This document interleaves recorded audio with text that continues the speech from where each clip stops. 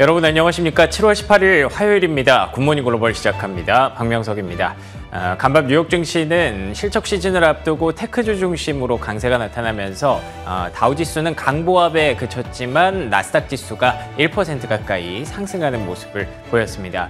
먼저 나스닥의 상대적 강세부터 말씀드리겠습니다. 일단 테슬라가 확실히 좀 빛났습니다.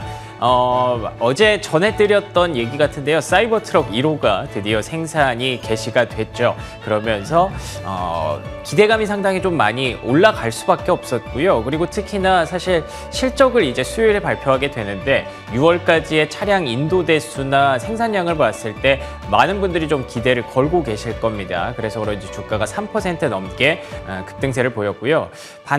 이와 함께 또 태양광주도 또 모처럼 동반 상승하면서 호조를 보이는 모습도 인상적이었습니다. 반면에 이렇게 웃는 쪽이 있으면 아쉬운 쪽도 분명히 있기 마련이죠. 포드 같은 경우에는 F150 라이트닝, 그러니까 전기 픽업 트럭 가격을 최대 $10,000 인하했습니다. 아무래도 사이버 트럭 생산 개시를 좀 의식한 그런 조치일 수밖에 없겠죠. 좀 아쉽겠지만 포드의 주가는 급락하는 모습도 특징이라고 할 수 있겠습니다.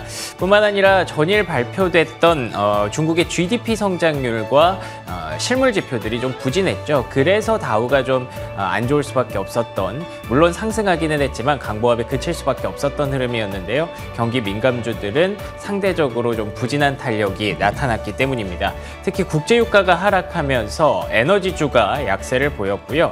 그리고 또 AT&T 최근에 통신주의 이슈가 좀 있습니다. 납케이블 파문이 지속되고 있죠. 이와 관련해서 시티그룹도 투자 의견을 좀 하향하면서 AT&T 주가가 급락세를 보였고요. 통신주 전반적으로 하락하는 모습도 특징이었습니다.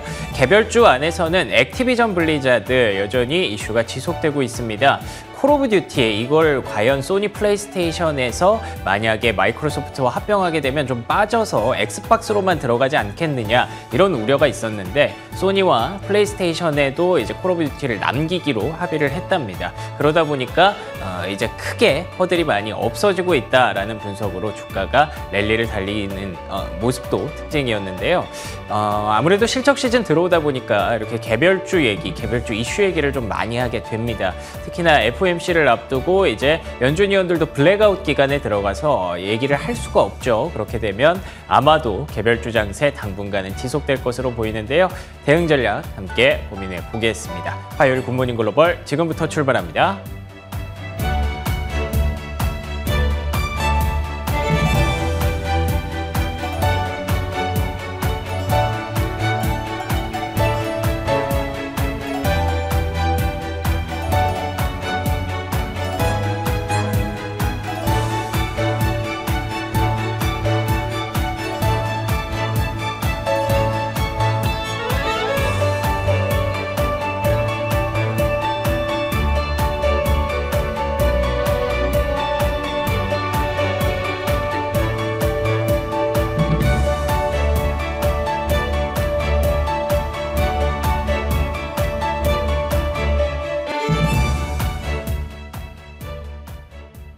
네, 이번에는 미증시에서 있었던 종목별 메가 이슈들 전해드리는 메가3 시간입니다. 먼저 핀비즈맵 확인해 보겠습니다. 기술, 금융, 임의소비재 섹터가 올랐고요. 커뮤니케이션, 헬스케어, 부동산 및 유틸리티 섹터가 하락했습니다. 먼저 기술 섹터 쪽을 보시면 마이크로소프트는 소폭 상승, 애플은 1.7% 상승 마감을 했고요. 반도체 섹터가 강했는데요. 엔비디아가 2%, 인텔이 3.7% 올랐습니다. 바로 아래 금융 섹터를 보시면 지난주에 실적을 발표했던 대형 은행주들 흐름이 모두 좋습니다. JP모건이 2.4%, 웰스파고가 2.7% 올랐는데요. 프로그레시브는 JP모건이 투자 의견을 중립에서 비중 확대로 상향을 하자 4%대 올랐습니다. 커뮤니케이션 섹터 내에서는 버라이존과 AT&T가 6% 정도 크게 하락하는 모습이었고요. 파라마운트 글로벌의 경우에는 신작인 미션 임퍼서블 7의 개봉 첫 주말 성적이 기대에 미치지 못했다는 소식에 3.76% 하락을 했습니다. 자동차주들 중에서는요, 포드와 제너럴 모터스가 모두 빨간불을 켜면서 하락한 반면 테슬라는 나 홀로 3.2% 상승했는데요. 잠시 후에 살펴보도록 하겠습니다. 그럼 오늘의 메가3 확인해 보겠습니다. 오늘은 테슬라의 사이버 트럭 출시와 관련해서 전기차주들 소식을 알아보고요. 사실상 인수가 확정됐다는 소문에 마이크로소프트와 액티비전 블리자드 인수 관련 이슈, 그리고 마지막으로는 최근 부진한 통신주들 이야기 다뤄보도록 하겠습니다. 테슬라가 시장에서 그토록 기다리던 사이버 트럭을 출시한다고 합니다. 테슬라는 트위터를 통해서 텍사스에서 첫 번째 사이버 트럭이 만들어졌다고 밝혔는데요. 2019년 11월 첫 시제품을 공개한 이후 약 4년 만에 생산입니다. 오는 9월쯤 차량 인도가 시작될 거라고 하는데요. 해당 소식에 주가는 3% 넘게 뛰었습니다. 또 테슬라는 일론 머스크가 말레이시아 총리와 전화회담을 가진 후 말레이시아에서 모델 Y 판매를 개시한다고 밝히기도 했는데요. 이 점 역시 시장에 긍정적으로 작용을 했습니다.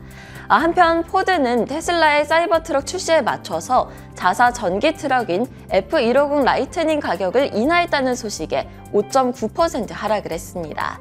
이 모델은 포드 전기차 사업에서 핵심적인 역할을 하고 있는데요. 기본 모델의 가격은 기존의 6만 달러에서 5만 달러로 인하됐습니다. 한편 지금 당장 시장에서는 가격 인하에 부정적으로 반응하고 있기는 하지만 결국에는 다시 판매량을 지지할 것이라는 시각도 있습니다. 리비안도 역시 테슬라의 사이버 트럭 출시로 인해서 경쟁력에 타격을 입을 수 있다며 3.3% 떨어졌습니다. 1년 넘게 전 세계의 게임 시장 이목을 집중시켰던 이슈죠. 마이크로소프트의 액티비전 블리자드 인수. 687억 달러, 하나로는 약 87조 원 규모에 달하는 대규모 인수건인데요. 이게 드디어 마무리가 될 분위기라고 합니다. 아직 결론은 나지 않았지만요. 지난주에 미국 법원이 연방거래위원회 FTC가 인수 금지 요청을 기각한 데 이어서 이번에는 영국 규제당국이 해당 거래에 대한 최종 결론 기간을 6주 연기한다는 소식이 나왔기 때문입니다. 좀 더 충분히 검토를 해서 합의할 가능성이 높아졌다는 것으로 해석이 되고 있는데요. 게다가 더욱 결정적인 이유는요. 이번 인수 반대에 사활을 걸었던 기업이 바로 소니입니다. 이 소니가 마이크로소프트와 콜 오브 듀티 공급 계약을 체결을 한 건데요. 시장에서는 상황의 불리함을 인지한 소니가 자존심을 꺾고 마이크로소프트의 항복을 선언한 것이라고 해석하고 있습니다. 다음 이슈도 확인해 보겠습니다. AT&T와 버라이존 등 미국의 통신회사들이 독성 납으로 덮인 케이블을 사용했다는 보도로 인해서 일제히 급락을 했습니다.